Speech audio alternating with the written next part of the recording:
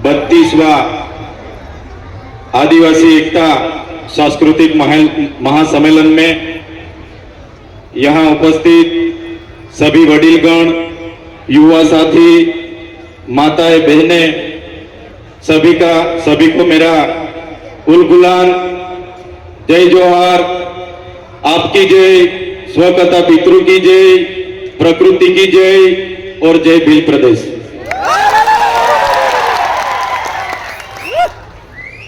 साथियों,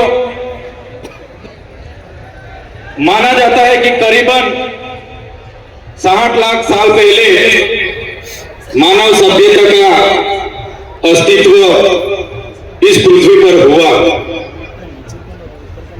50,000 साल पहले मानव का शारीरिक और मानसिक तौर पर विकास हुआ। करीबन 10,000 वर्ष पहले इस पृथ्वी पर कृषि का शुरुआत हुई। जब से कृषि की शुरुआत हुई तब से नई नई राजनीतिक गतिविधियां की भी शुरुआत हुई। आदिवासी समाज की जीवन खूब सरल और संवेदनशील था। साथ ही प्रकृति पूजक और प्रकृति मूल्यों पे चलने वाला था। सहकारिता पर टिका हुआ था। खुद आदिवासी समाज स्वायत्त था, स्वतंत्रता और स्वावलंबन था।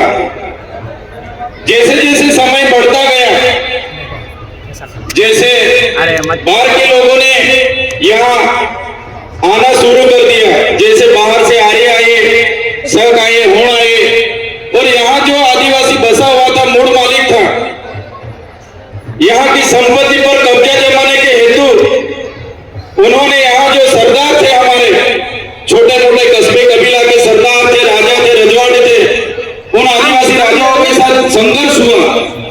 संघर्ष में कई सारे हमारे कस्बा कबीले के सरदार, कई सारे राजा उस संघर्ष के दौरान हार गए। कहीं ना कहीं बाहर के लोगों ने यहाँ पे आधिपत्य जमाया।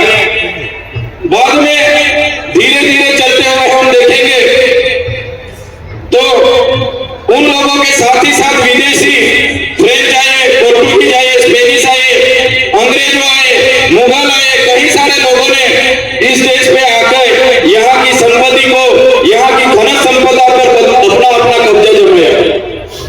ऐसे ही चलता रहा।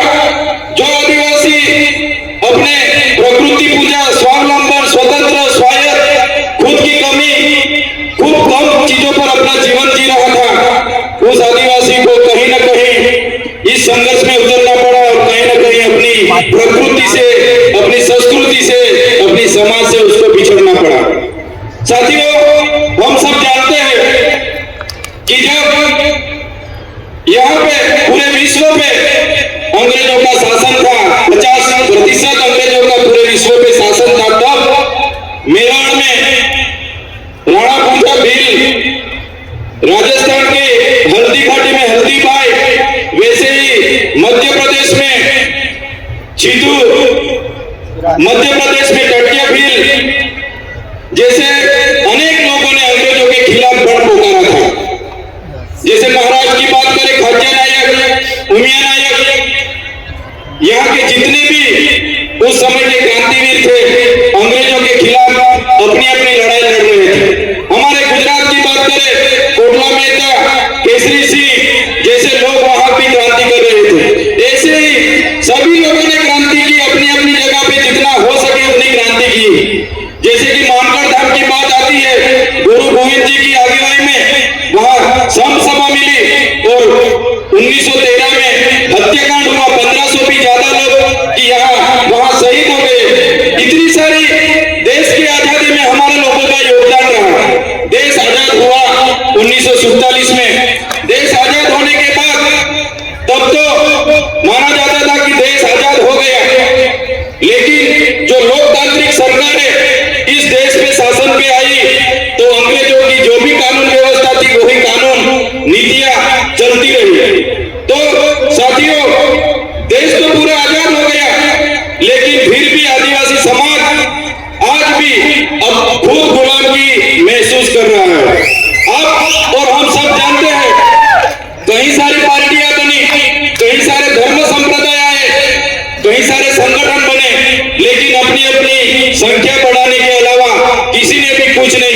सबसे बदतर परिस्थिति इस देश में कोई किसी की होगी तो हमारे आदिवासी समाज, जो मूल निवासी समाज बोला जाता है, मूल मालिक समाज बोला जाता है, इस समाज की इस देश में हुई है। साथियों, जब इस देश में विकास की बात आई, जब इस देश में बड़े बड़े बांध बनने लगे, खोदान होने लगे, बड़े बड़े कारखाने बनने लगे, रोड बनने लगे, नहरें बनने लगी, रेलवे बनने लगा, सरकारी आवास बनने लगे, तो सबसे ज्यादा किसी को विस्थापित किया होगा तो भारत देश ने आदिवासियों को विस्थापित किया है। और भारत देश का 1,40,00,000 लोग आज विस्थापित हुए हैं। वो प्रकृति के साथ जीते थे, अपनी संस्कृति थी, अपनी समाज के साथ रहते थे, फिर भी आज 1,40,00,000 लोग अपने समाज से छिन्न भिन्न हो गए। आज मूल मालिक की परिस्थिति कैसी हो गई है? आज मूल मालिक को मजदूर बना दिया गया है। आज भारत देश की बात करें, 80% आदिवासी आज भी गरीबी रेखा के नीचे जी रहे हैं। 80% लोग आज भी गरीबी रेखा के नीचे जो जी रहे हैं वो आदिवासी है। साथियों, पूरे देश में आज खनिज संपदा की बात करी जाए तो सबसे ज्यादा खनिज संपदा जो आदिवासी एरिया में है, 80% खनिज संपदा अपने यहाँ होते हुए भी आज आदिवासी को मजदूर बना के इन सरकारों ने रखी है। तो साथियों, आदिवासी एकता परिषद यही सिखाता है कि आदिवासी कौन था, कहां से आदिवासी आए, क्या हुआ। तो आदिवासियों का इतिहास बहुत पुराना है। आदि अनादि काल से यहाँ रहने वाला हमारा आदिवासी, इतने सारे देश की आजादी स्वतंत्रता संग्राम में हमारा योगदान रहा, देश के विकास में हमारा योगदान रहा। जहां भी जरूरत पड़ी हमारे लोगों ने अपनी जमीन दे दी। आज आदिवासी 50% आदिवासी के पास अपनी खुद की जमीन नहीं है। आज देश में 8% आदिवासी बस रहा है, लेकिन आज देश में 1% भी जमीन आदिवासी के पास नहीं है। साथियों, ये मूल मालिक की हमारे देश में ये हालत इन सरकारों ने बनाई। तो साथियों, यही बात हम करते हैं और आज भी यही बात इस मंच से करेंगे कि जिस तरह देश में हमारी परिस्थिति हो गई है, जितनी भी सरकारें आएगी, हम भी आएंगे, जीतेंगे, एमपी बनेंगे, एमएलए बनेंगे, मंत्री बनेंगे, जितनी भी पार्टियां आएंगी, जो गैर आदिवासी की पार्टी होगी वो रिमोट उनके पास रखेगी, हम मंत्री तंत्री ऐसे कुछ भी हो जाएंगे, लेकिन आदिवासी की बात रखने के लिए कोई हमारे सामने नहीं आने वाला। साथियों, हम मन से हर बार कहते रहे, आज भी यही बात दोहराएंगे कि हम जिस इलाके से आते हैं वो आदिवासी इलाका है। हम अपनी आदिवासी एसटी सर्टी से अनामत रिजर्व बैठक से एमएलए बने हैं। तो जब भी हमारे समाज के लिए लड़ना होगा, जब भी हम हमारे समाज के लिए बोलेंगे, जब भी हम हमारा भील प्रदेश के लिए बोलेंगे और हमारी पार्टी जिस दिन हमें रोकेगी, इस दिन हमारी पार्टी के लिए हम पहले रिजाइन करेंगे। साथियों, आदिवासी का उत्थान, आदिवासी का उत्थान, आदिवासी का स्वायत्त होगा तभी आदिवासी का उत्थान होगा। आज आदिवासी एमएलए एमपी बने हैं, लेकिन जो मेन पोस्टिंग है, सीएम है, वो आदिवासी नहीं है। ट्राइबल एडवाइजरी की कमेटी आदिवासी के नहीं है, यहाँ के अधिकारी एनजीओ हमारे आदिवासी के नहीं है, इसलिए आज आदिवासी के बारे में कोई सोच नहीं रहा है।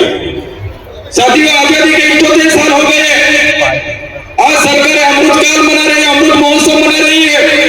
आज सरकार कह रही है कि विकास हो गया, विकास हो गया, विकास हो गया। ऊंची ऊंची प्रतिमा बना देने से, बड़े बड़े बिल्डिंग बना देने से, बड़े बड़े बांध बना देने से, अच्छे अच्छे रोड बना देने से आदिवासियों का विकास नहीं होगा। आदिवासियों का विकास तब होगा जब आदिवासियों का स्वशासन आएगा, जब जंगल जमीन और खनिज संपदा पर आदिवासियों का अधिकार होगा, अनुसूचित 5 लागू होगी, पैसा 1 लागू होगा, सीएम आदिवासी होगा, ट्राइबल एडवाइजरी कमेटी का आदिवासी होगा, तब आदिवासी का विकास होगा। आजादी के 78 वर्ष के बाद भी आज हम लोग हमारे एरिया में टीचर के लिए आंदोलन कर रहे हैं, सड़क के लिए आंदोलन कर रहे हैं, डॉक्टर के लिए आंदोलन कर रहे हैं, रोड रास्ते के लिए आंदोलन कर रहे हैं, पीने का पानी के लिए आंदोलन कर रहे हैं।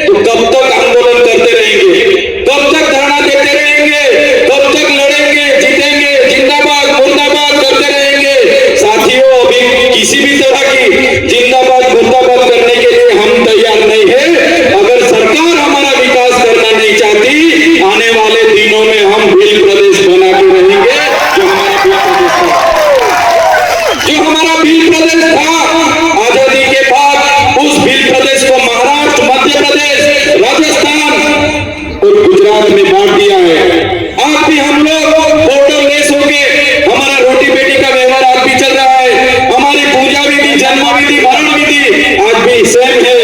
आज भी हम लोग, हमारी बोली भाषा, हमारा पहरवेश, हमारा नाच गान आज भी हम सब चारों राज्यों में है। साथियों, ऐसे लड़ने का अभी टाइम नहीं है। सरकार को हम बोलना चाहते हैं, सरकार ऐसे ही करेगी। विकास के नाम पे हमको छीन-बीन कर रही है, हमको बांट रही है, धर्म संप्रदाय के नाम पर बांट रही है। तो साथियों, ज्यादा टाइम नहीं लूंगा मैं, लेकिन जरूर इतना बोलूंगा सरकार को कि जिस तरह तेलुगु लोगों को तेलंगाना माना, तमिल लोगों को तमिलनाडु